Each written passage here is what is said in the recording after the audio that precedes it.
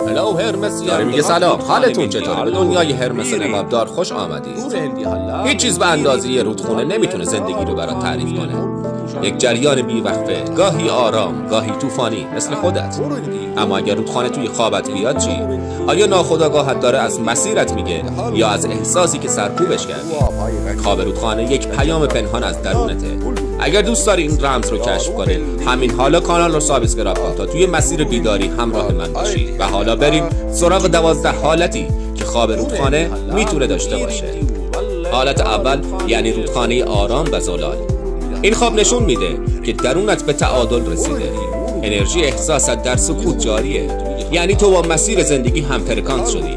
ذهن و قلبت پاک شده و آماده دریافت الهامات جدید هستی. این خواب آینه یک روح شفا پیدا کرده است. حالت دوم یعنی رودخانه خروشان و طغیانگر. این خواب نشان میده که تو درونت رو سرکوب کردی. حالا اون سرکوب شکل موج در آمده. رودخانه داره بهت نشون میده که وقتش احساساتت رهاشن.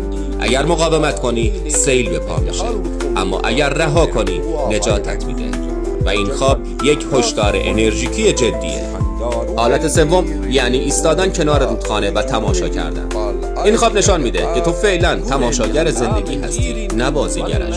دارای دید بالایی هستی، ولی شاید ترسیدی که وارد جریان بشی. خواب بهت میگه که باید از حاشیه بیرون بیای. جهان منتظره تا تو قدم برداری. انرژی فقط برای ناظرها نمیچرخه، بلکه برای شناگرهاست. حالت چهارم یعنی افتادن در رودخانه. خواب بهت میگه یک تغییر ناگهانی یا شوک روانی در راهه، یا شاید اتفاق افتاده. تو وارد جریان احساسات شدی، حتی اگر آماده نبودی. این خواب میگه کنترل همیشه دست تو نیست، اما این ایمانه که میتونه نجاتت بده. بذار که رودخانه تو رو به مقصد ببره.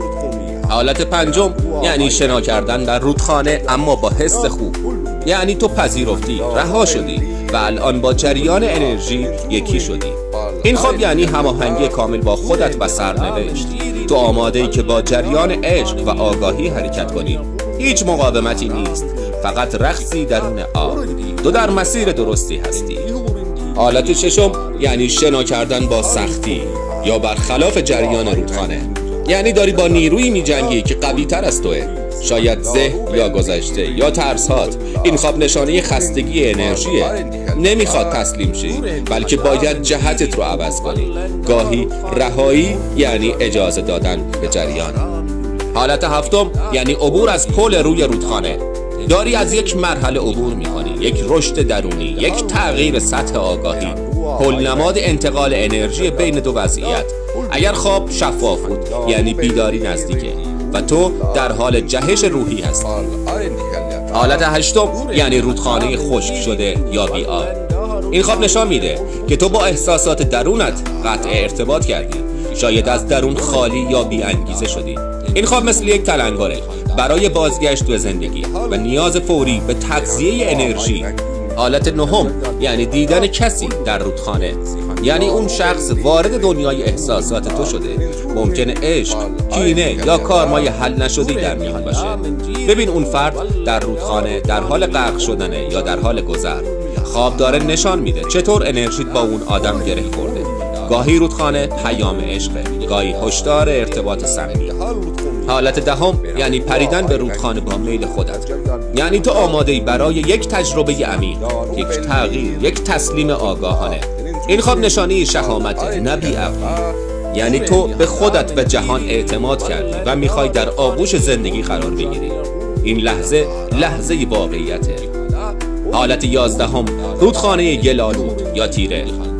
یعنی احساساتت دچار کدورت شدند. شاید دچار سردرگمی یا دروغ به خودت شدی. این خواب ازت میخواد اول ذهن و قلبت پاکسازی کنی. انرژی منفی توی جریان احساساتت گیر کرده تا وقتی رود تیره باشه تصویر حقیقت پیدا نمیشه. و اما حالت 12 یعنی رودخانه‌ای که به دریا میریزه.